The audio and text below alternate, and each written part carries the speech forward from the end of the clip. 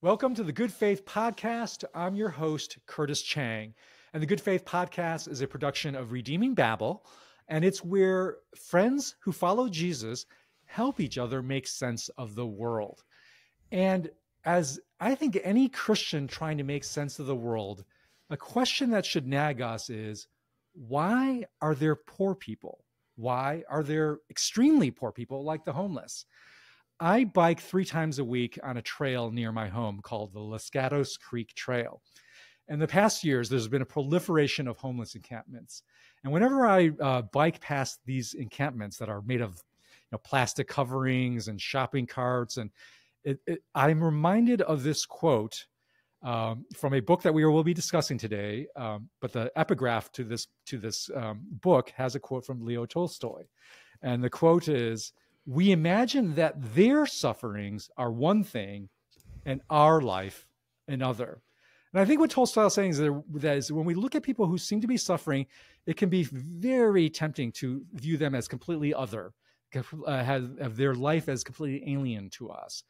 And as a result, when I am riding my bike past those encampments, I'm struggling with the sense of this is like an alien experience, almost an alien people. And I struggle then to humanize these people who are living in these tents, to recognize them as fellow humans made in the image of God, because I don't understand their experience. It seems so alien to us. And that's just a basic human reality. It is very difficult to humanize another if you don't know why this other person ended up the way they are when their situation looks so completely different and alien than yours. And so this question, why, this fundamental question, why are there poor people? Why are there homeless people? It's a fundamental question as human beings we need to wrestle with if we are to live out this mandate to view each other as fully human, and to, especially as Christians, to look at each other as made in the image of God. So in my own efforts to wrestle with this basic moral question, why are there poor people? There has been one invaluable guide for me, and his name is Matthew Desmond, or Matt Desmond. Matt Desmond is the professor of sociology at Princeton University. He's the author of multiple books, including Evicted, Poverty and Profit in the American City, which won the Pulitzer Prize, National Book Critics Circle Award, the Carnegie Medal. It's a book that my own book club read and has made an indelible impression on me. And most recently, he's written a book called Poverty by America, also another book club selection by the Chang Family Book Club. That also made an indelible impression. Matt Desmond is a MacArthur Genius Fellowship Winner Award. He is one of the most important voices in making sense of American poverty, and I'm thrilled and honored to have him as a guest on the Good Faith Podcast. Matt Desmond, welcome to the Good Faith. Thanks, Curtis. It's great to be with you. Matt, you are responsible for creating great controversy in our book club, because the way our book club works is that people put like 5 books or 4 books as possible selections. And then we have an elaborate point system where you're like given 10 points and you have to allocate between all the selections. Whenever a Matt Desmond book comes on, I just put all my chips in and it's 10 points on your book. And that's caused great controversy is whether that's a appropriate book club move to make there. So. That does sound a little sketchy, Curtis, I have to say. It does. There should be a rule. Well, that's one of many controversies I've caused, I think, in the recent years. And we'll get to that. So, Matt, you've given your life, a scholarly life, to answering this question, why poor people. Can you tell us, before we get into your answers to that question, tell us why? Why has this question so gripped you? I grew up poor. I was born in San Jose. I know you've got San Jose roots. I was born in San Jose, but I was not raised that far from the Los town. Gatos Creek Trail, right? Apparently. Yeah, my dad used to be a minister in Los Gatos, so we've got roots right around there, and that's where I spent my baby years. But I grew up in Arizona, a little town in Arizona, and my family never had a lot of money. We got our gas shut off. We lost our home to foreclosure. Filed for bankruptcy. And I think those experiences worked their way in to my system. And I think that going through those personally, I understood it personally, right? Yeah. I said, well, my dad could have done this differently. My mom could have done this differently. But I think a sociologist has this larger mandate, which is to turn a personal problem into a political problem, to quote C. Wright Mills. a great sociologist of the mid-century. And so I think that's the idea. And I think, being raised in that way started that question. And then, working on Evicted, moving to Milwaukee and living in a mobile home park and living in a rooming house in the inner city. That's when I saw a kind of poverty that I had never experienced before, never seen before, seeing grandmas living without heat in the wintertime, seeing kids evicted just on a routine basis. And I think when you see that part of America, it's really hard to turn away. Well, Matt's referring to his book Evicted that I referred to earlier that I read several years ago. And I really want to recommend to my listeners to get that book, because it is an amazing book that humanizes poverty, humanizes homelessness, humanizes people who are living at the edge between poverty and homelessness through the process of eviction. And it's one of those books that is certainly backed by immense research at a scholarly level, at a you might call, sort of a data level.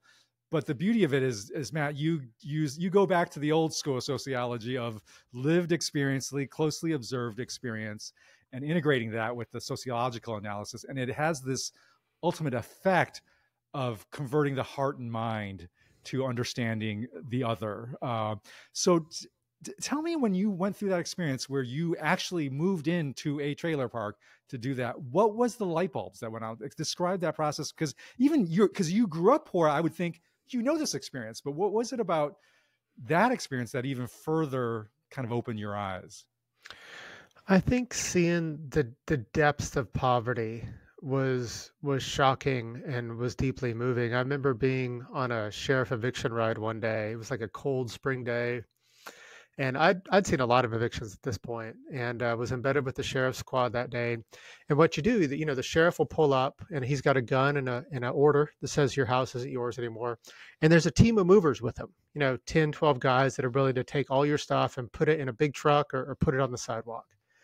And so we knocked on this door, and this young girl answers. She's maybe 13, 14. She has these beautiful gray eyes. And we go into the house like normal, and we can't find an adult. She's like the oldest person in the house. Wow. And it's confusing, but the sheriff learned that the mom had died, and and the kids had just gone and living at the house. There were about 4 or 5 kids in there. They evicted the kids, and they put all their stuff on the sidewalk, the wet, rainy sidewalk. Someone called Child Protective Services. The landlord came and changed the locks, and we were off to the next eviction. And I think like seeing that over and over and over and over again really does raise this question of why there's so much hardship and suffering in this land of dollars. That was a light bulb moment for me. But I want to tell you one other light bulb moment for me, which was on the other side of the ledger, which is about money and profit. And, I was living in this mobile home park. This is the poorest mobile home in Milwaukee, which is our 4th poor city.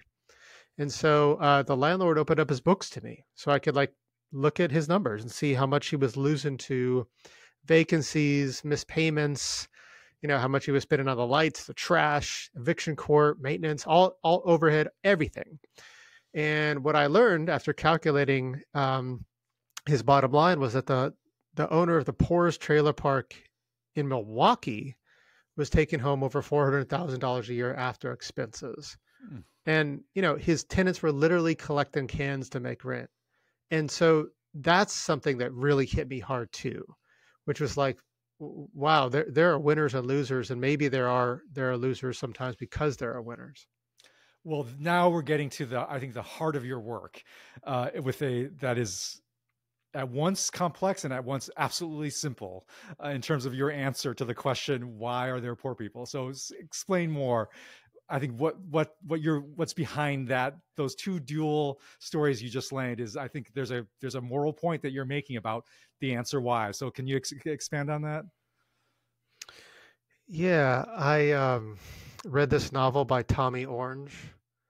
He's a California writer, and he has this sentence in his novel, There. It says, "These kids are jumping out of the windows of burning buildings, falling to their deaths.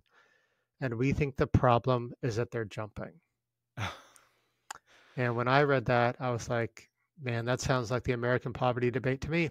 For over 100 years, we've focused on the jumpers, the poor. And we've asked every question we can about their work ethic and their welfare dependency and their families. we should have been focusing on the fire, Mm. who lit it, who's warming their hands by it.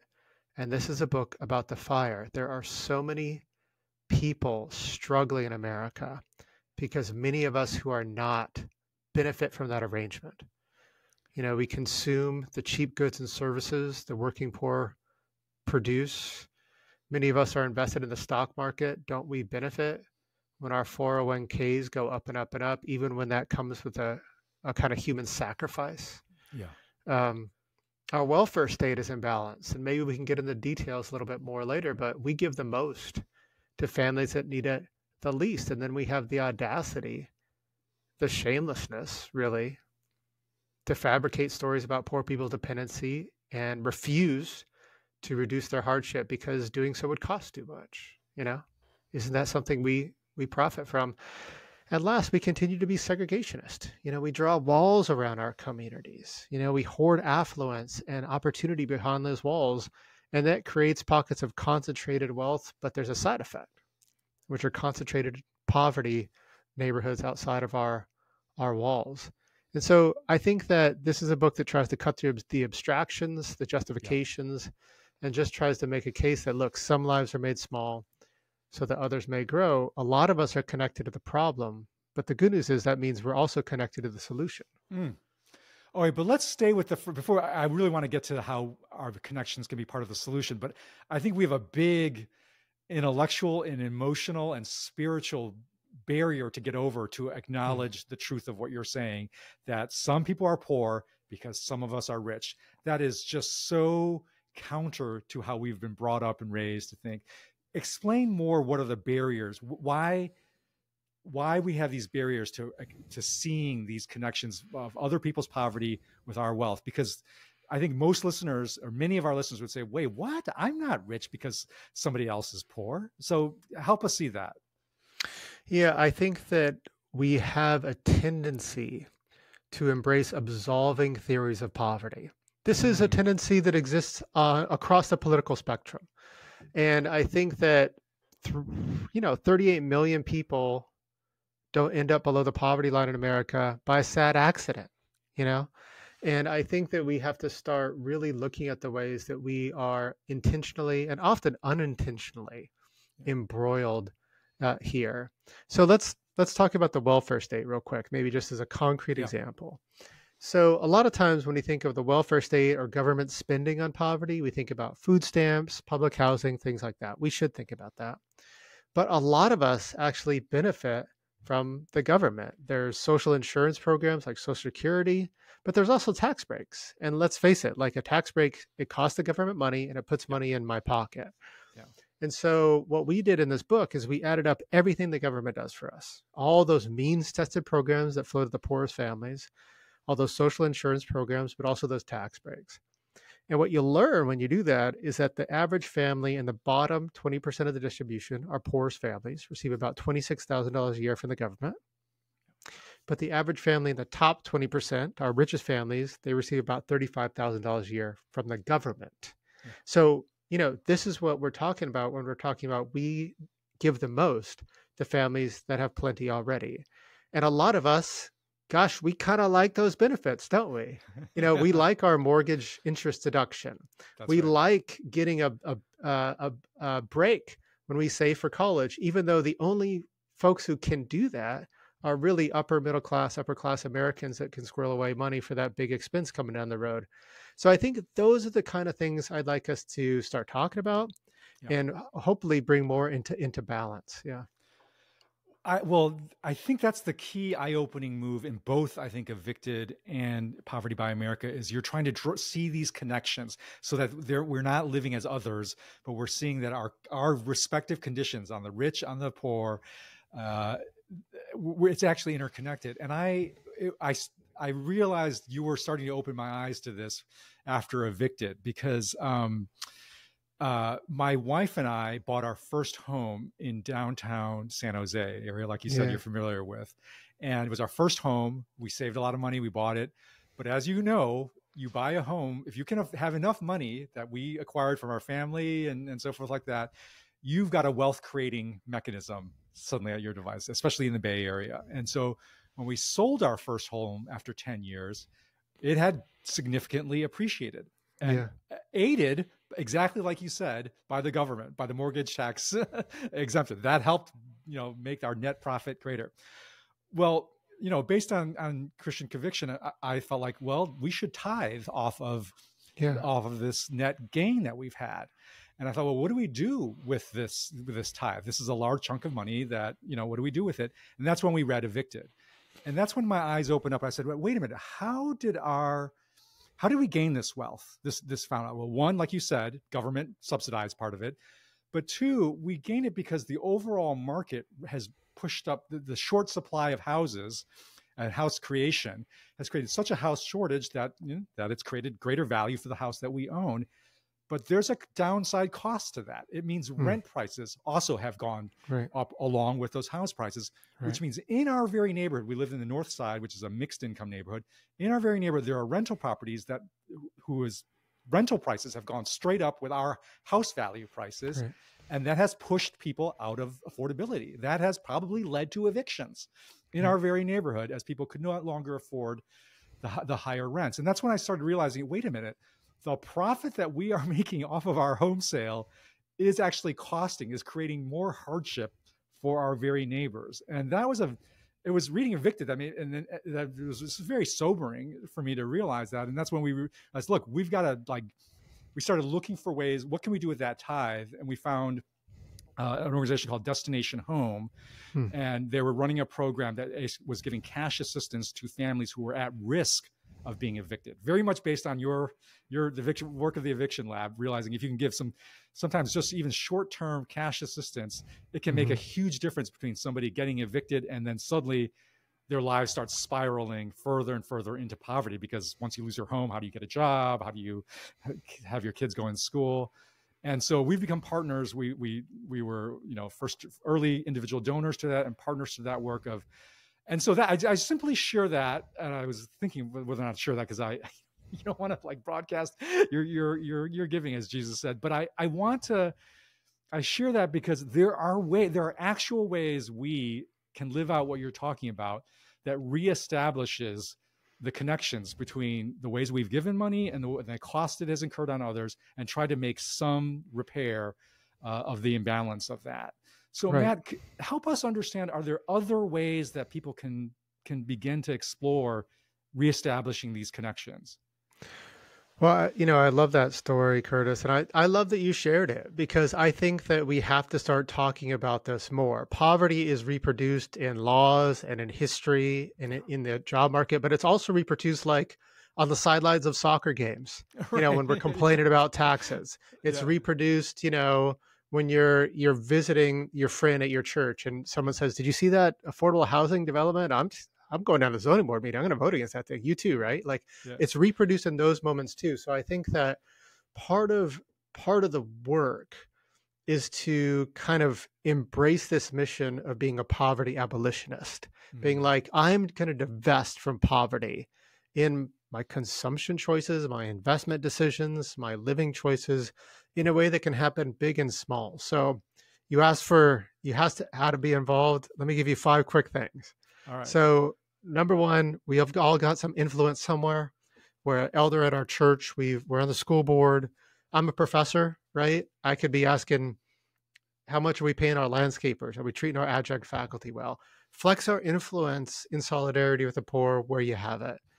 The second thing is we can shop and invest differently. We can vote with our wallets, and we should brag about it. We should talk about it, and so we should start thinking critically about, how we spend and invest our money, like we already do in a lot of ways. Like a lot of us divested from sin stocks. Remember, we used to talk about sin stocks, getting out of weapons, getting out of pornography, getting out of, dirty stocks.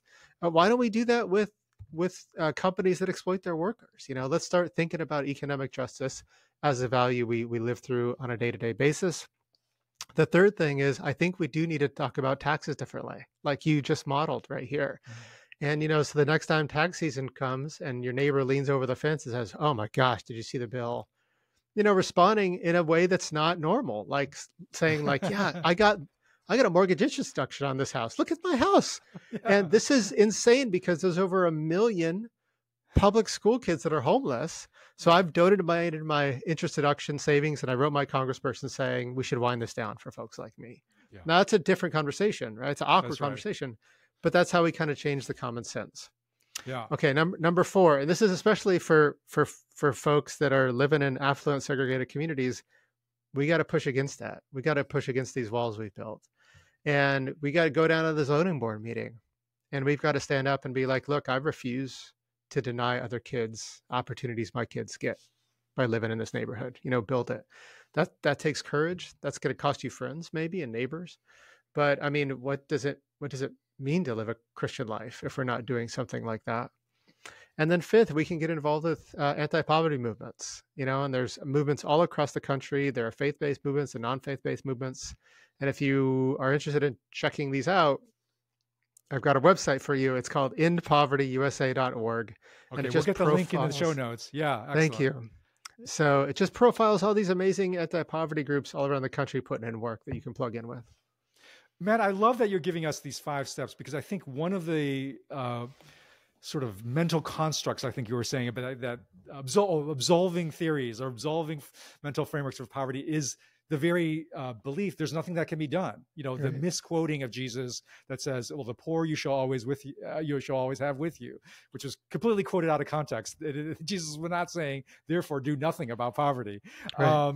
But I do think that is one of the absolving frameworks. Is like, it's really complicated, or there's nothing that can be done. So you're taking that away, which I love that you're taking that away and putting the moral responsibility back on us to say, no, there are things you can do. But I would say another absolving framework that is very prevalent, I think even in certainly at least in conservative Christian circles, is, wait a minute, I worked hard. You get what you deserve in this world, and you're undermining the moral fabric of our country if you give handouts, if you don't let people stand up on their feet to pull up themselves by the bootstraps. That's sort of baked into America. It's baked into, I think, at least large streams of conservative evangelical Christianity. Help us. How do we address that? Both, even if we might believe that, some of you are my listeners are like, yeah, I actually believe that, or are thinking, I have my dad believes that, my grandfather believes that. How do we speak into this notion of like, hey, in America, you get what you deserve, and Christianity is all about working hard and getting what you deserve? Yeah, I mean, there's truth to the statement, and we shouldn't run away from the truth, And I think that it's the case. What do I tell my kids? Study hard, work hard, put it in. You'll be rewarded for that work. That's true, but it's just the case that advice to your kids is not a good theory for life, And so, I guess I should say a sociological theory, Yeah. So one of the things that makes America very different than other advanced democracies is its level of poverty. So we are the richest democracy with the worst poverty.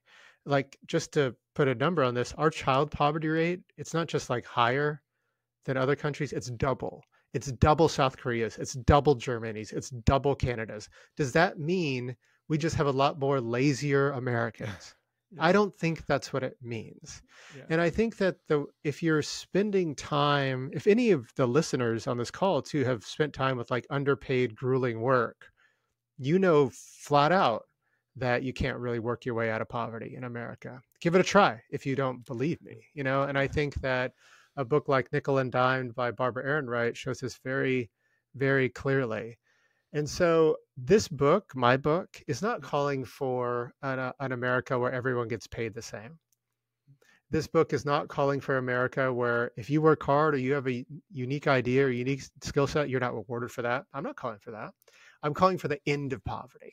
I'm calling for a floor no one should fall below. And you shouldn't have to be superhuman in America to have your basic needs accounted for. Just one last note on this kind of work hard idea is that a lot of us, when we see someone struggle in poverty, we say, well, if you just did what I did, if you just graduated from high school, went to college, if you just got married a little later, you would have been okay. And when I hear those stories, I wish it was that simple. I truly do. Yeah. And I think of people that I know far below the poverty line that have experienced traumas that maybe a lot of us can't really even fathom, from a very, very young age. And I think of my friend Crystal, who I met in Milwaukee and wrote about in Evicted, who, from a young age is experiencing abuse, is checked into the foster care system, lives in 25 different places, ages out at 18, had dropped out of college or high school at 16, gets her first eviction at 18, on and on it goes. When you tell someone like Crystal just to do a few things, you're kind of asking her to have a different life. Yeah. And so I think that there is a distancing that happens with that kind of idea and the lived realities of poverty in America. Man, I want you to just, again, help people see that a little bit more. Talk about our consumer choices and how that actually makes people poor, because that's something I don't think there's so many layers preventing us from seeing how our consumer choices are actually causing other people to be poor. It's not an intuitive concept, and yet your book makes it very clear this is in actuality what's happening. So can you explicate that a bit more? A few years ago, I met a young man in Emeryville, California, named Julios. He'd start his day at 10 p.m. and work the overnight shifts at McDonald's from 10 p.m. to 6 a.m.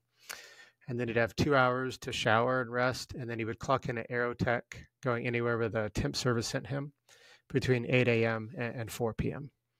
And then he'd rest as much as he could. And then it was back to McDonald's. Each job paid minimum wage.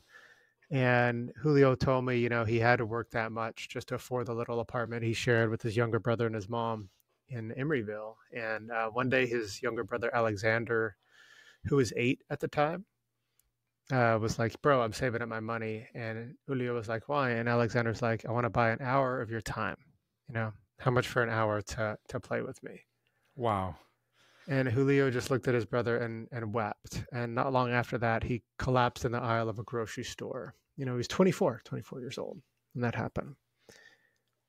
Is that on us? Now, it's easy to blame shareholder capitalism or blame the guy that's a little richer than us, but don't we benefit when we consume the cheap goods and services people like Julio produce?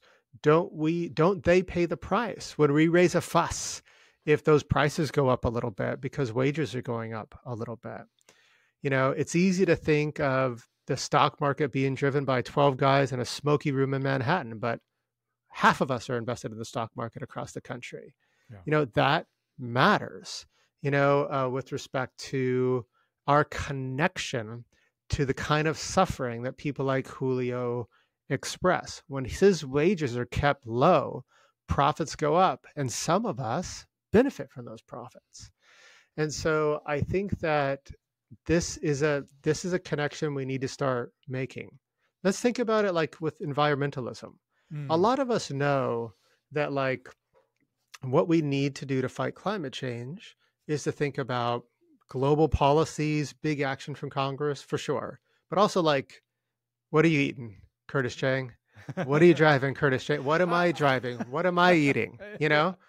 How am I a part of this? I'm going to spend a little bit more to get an electric vehicle because that's my contribution to it. I'm going to do it. Yeah. And so it matters. It matters not only to do the right thing, to model for our kids, but it matters for building a political will. So if you and I were neighbors and I drove down the street and I saw did the Changs put solar? The Changs got solar panel. Maybe we should think about that. That stuff matters. And so totally. I think that recognizing how we not only have a civic responsibility in poverty, but literally a personal responsibility, I think it is part of it. Yeah. And I think that this goes down. You talked about housing, right? Where the housing crisis isn't just driven by profit-seeking corporate landlords. It's also propped up by homeowners who work hard to make housing scarce and expensive because it's better for our families. The financial sector, by my calculation, $61 million is pulled out of the pockets of the poor every single day with overdraft fees, payday loan fees, check cashing fees. Who benefits from that? So yeah, the payday loan industry does too, but many of us benefit too because we have free checking accounts. Yeah. which turns out they're not free. Yeah. They're subsidized by all those overdraft fees, $11 billion a year piled on the shoulders of the poor. So I think once you start pulling the thread, it's pretty easy to see how we're connected in these kind of morally compromised relationships. Yeah, and if you don't believe that's true, I encourage you to do this experiment, listener out there. If you're living in a relatively prosperous neighborhood, a suburban neighborhood or something like this, so this actually happened in our neighborhood, is there was thought of putting in a affordable housing development a few blocks away. And my gosh, my street mobilized against it, right? And I was one of the few people that was trying to show up at the town hall meeting and say, "Hey, I'm for this, bring it on." And so, if you don't think you're living in a community that has mobilized or is ready to mobilize against affordable housing that would actually reduce poverty, I encourage you to do this experiment. Just spread the rumors. This is gonna be a virtuous lie. Just spread the false rumor. I heard there's going to be an affordable housing development put in down the street, and see how your neighbors respond. That will tell you really the moral kind of commitments that's in place in your community. And there's like you said, there's a direct line. We cannot build enough affordable housing because we cannot find the locations for that, because a lot of the prime locations are ruled politically out by the NIMBY sort of impulse in our world. And so it's something that we need to open our eyes to, that we're complicit in. And one of the ways you do that, Matthew Brooke, is just rhetorically with this very powerful phrase that you've already said, which is we need to become poverty abolitionists. And the reason why I thought that was so compelling is because that the term abolitionist, it's clearly a moral call. It's a moral category. And at least for me, it evokes this question that I often ask, which is, what would I have done had I been back there? Like, if I grew up in the 1850s in America, would I have been an abolitionist? Like, it's the kind of question we should all be asking, right? Like, would I have had the moral courage to do the right thing? And you're saying, look, we're in the same moment. And one thing about the original anti-slavery abolitionist movement is it was deeply Christian. Like, you can't understand that abolitionist movement without its spiritual and theological motivations behind it. Matt, do we need that for the poverty abolitionist movement? Like, what's the theological and spiritual roots that we need to cultivate to drive this movement? Oh, a deep connection with God's hatred for poverty.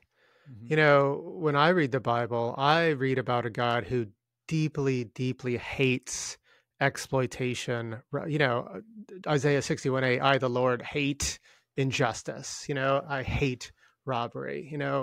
When you see Jesus losing it, he's often losing it because someone is getting the short end of the economic stick. Yeah. And his indictments often are for the rich. So for those listeners who are subscribed to Christianity and you're rich, careful. I think that there's a gospel message that says, are you losing something? And I think that, connecting our mission to that is critical. I'm really glad you brought up the misreading of this foot washing statement, that you'll always have the poor with us, which just, again, is just another absolving piece of propaganda that really disconnects from the overall message for the gospel, which is like, I came to bring the good news to the poor. To the poor, that's right. To the poor. Yeah. I came to give life to the fullest. Yeah. We can't have life to the fullest with all this poverty.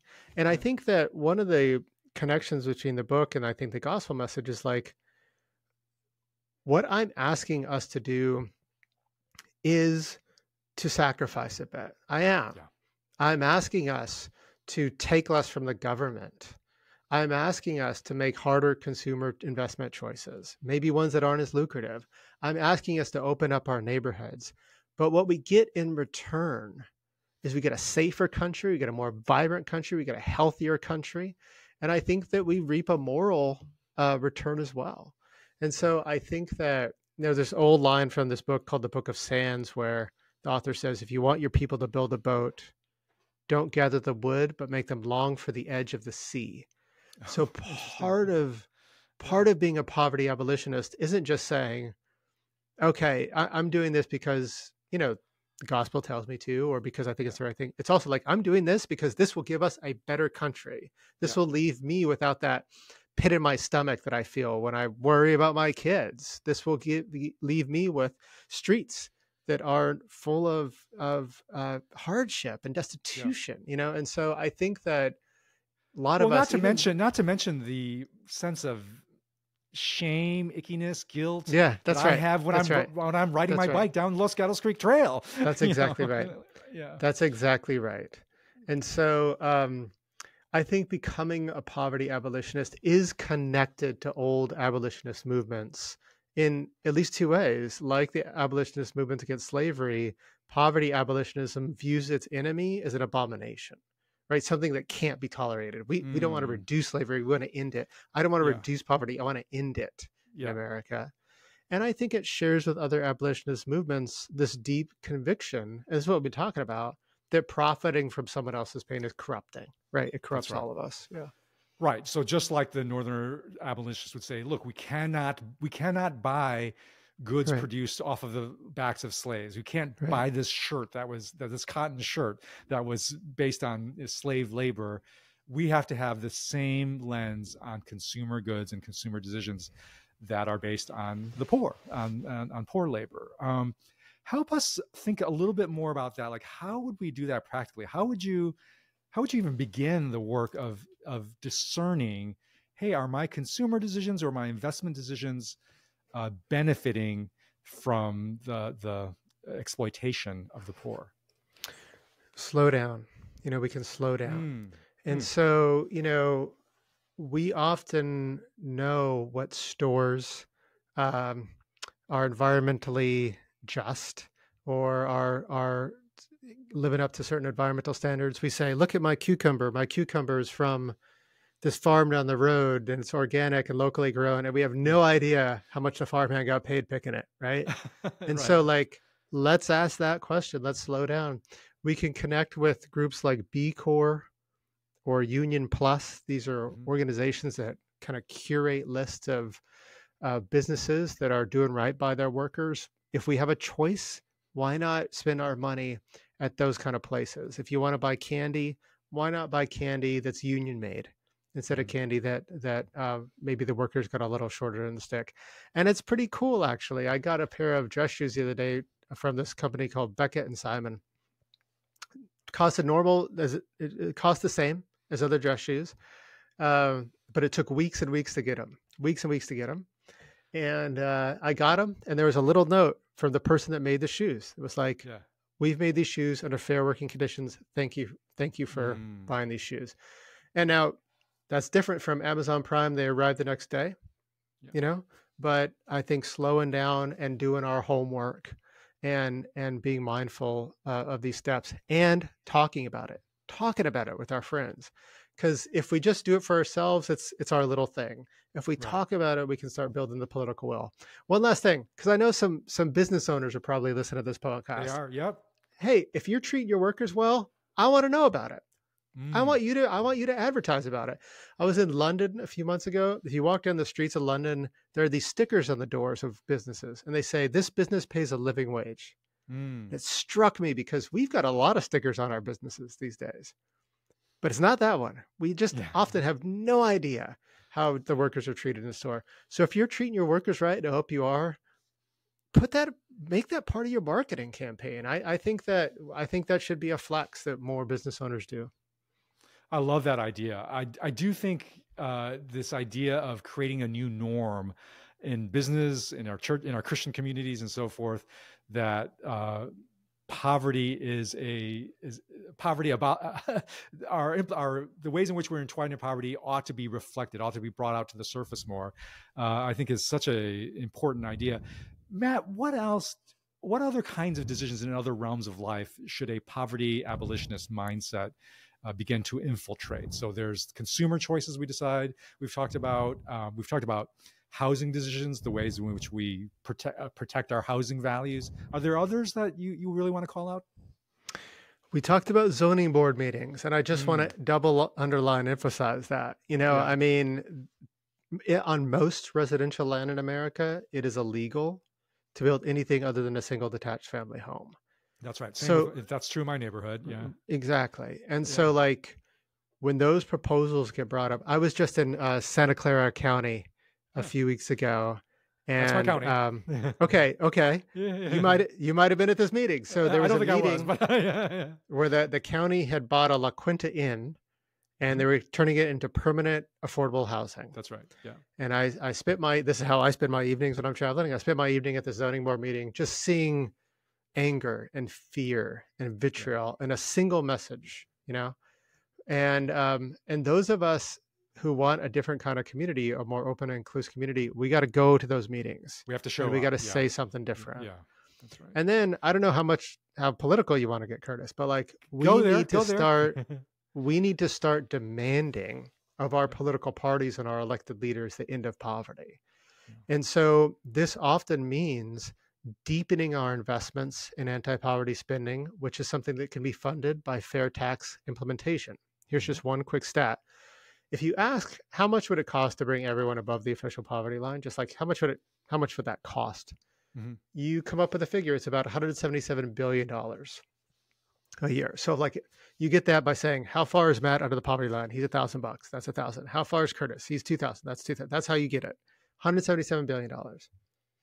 There was a study that came out a few years ago that showed if the top 1% of us just paid the federal income taxes we owed, not got taxed higher, just paid our taxes, that we'd raise about $175 billion a year. Wow.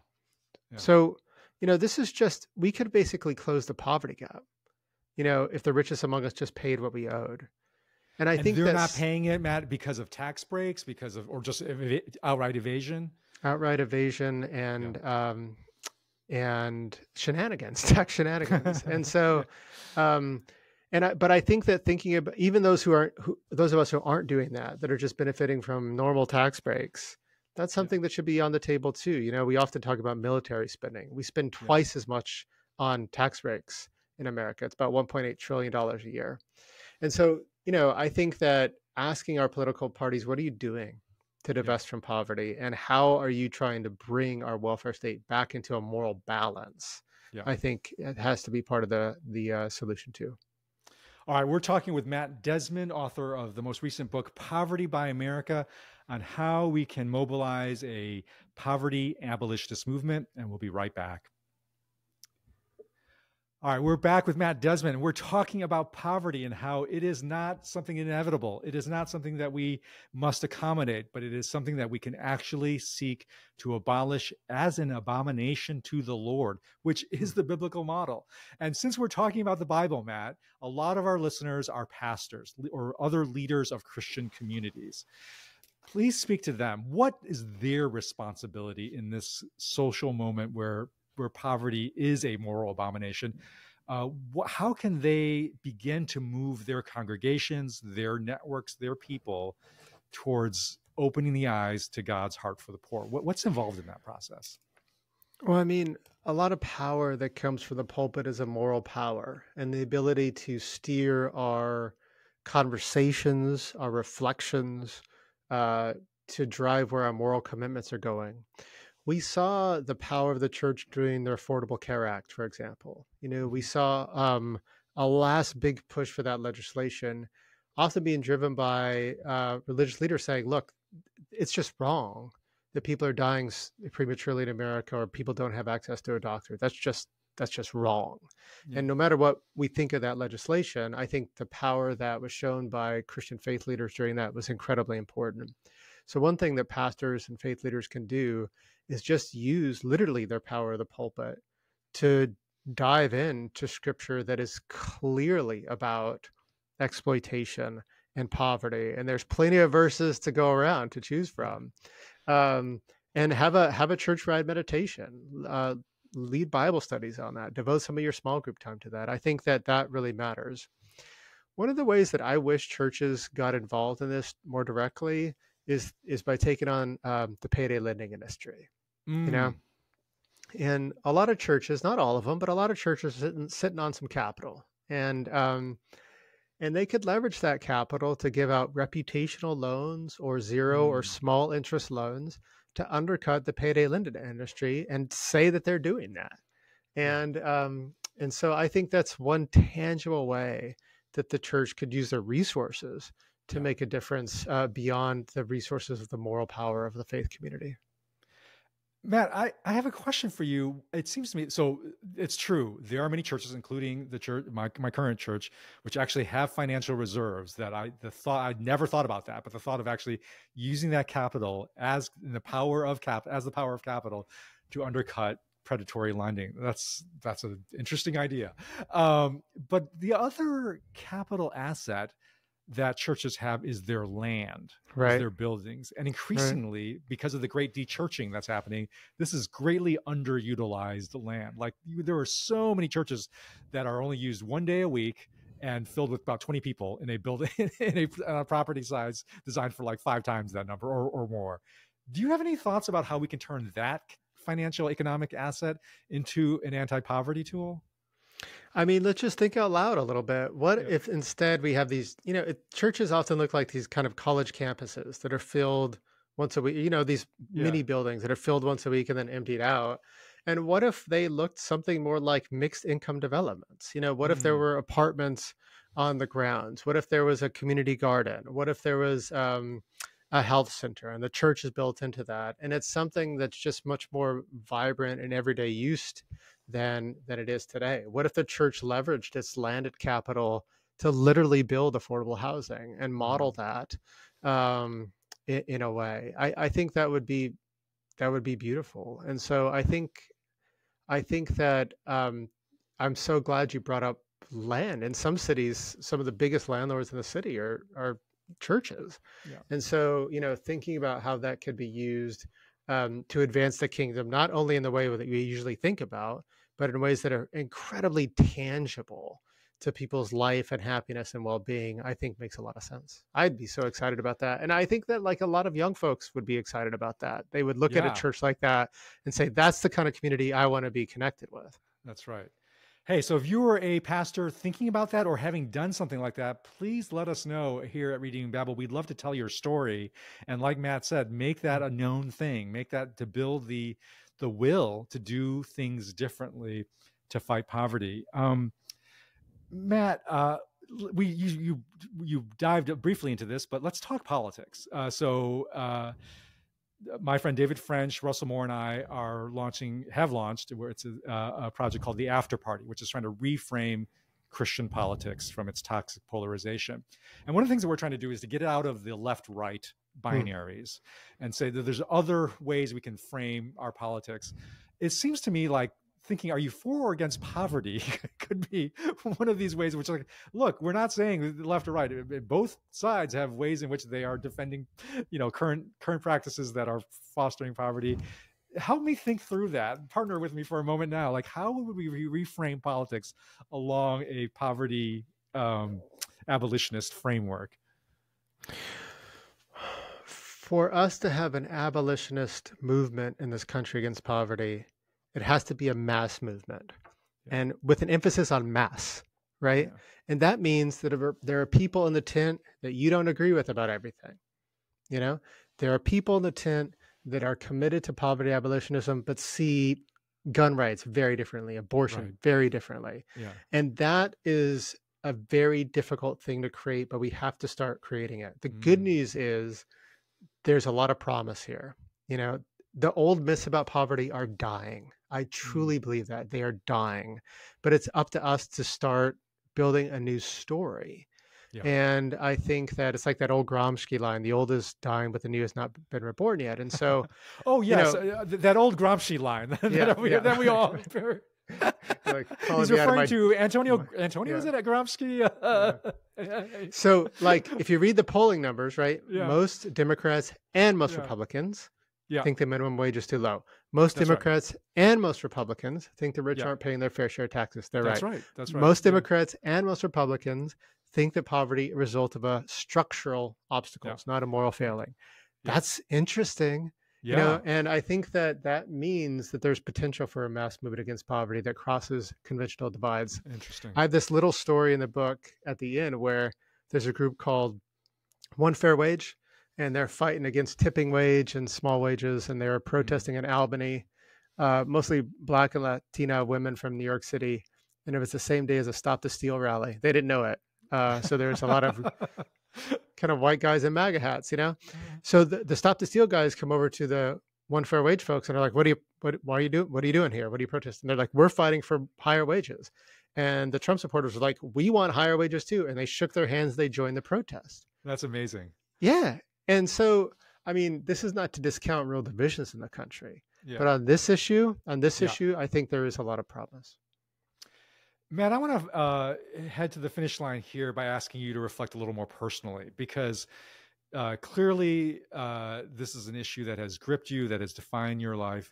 It strikes me that, like the abolitionists, I'm thinking about an abolitionist like in 1840 and how they must have thought the odds against them and how much work lies ahead. I have to think you have some of that same sense of, oh my gosh, what the mountains beyond mountains that lie before me. How do you sustain your work? What sustains your hope and commitment in this long arc that you're on? I think hanging out with anti-poverty organizations is really good for the soul. When I read about polarization or cancel culture in the papers, it just feels very distant from what anti-poverty organizations are doing, actually, on a day in and day out basis.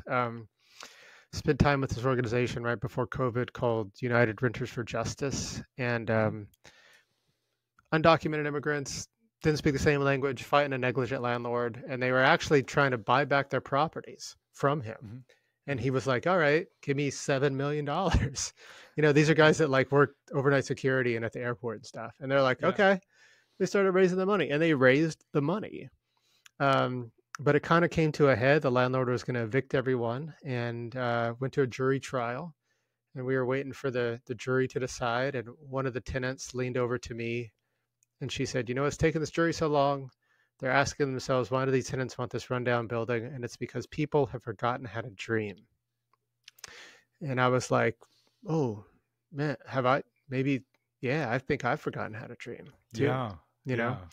And they won that case, and they're homeowners today, and they're living in those buildings today. And so I think that's good for the soul, and it's good for hope, because, folks on the front lines, they're not naive about the obstacles, but they have won.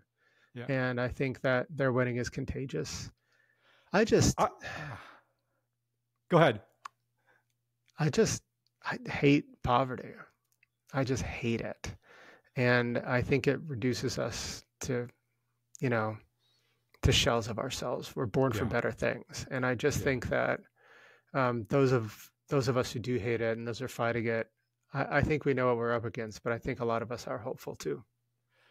Matt, I love the idea of hating something that is an abomination. And I also love what you're saying also is the loving the good, loving the dream. And I don't think you can be a follower of Jesus if you don't subscribe to the dream of the kingdom. And the kingdom is the reign of God that comes into this world and restores all things.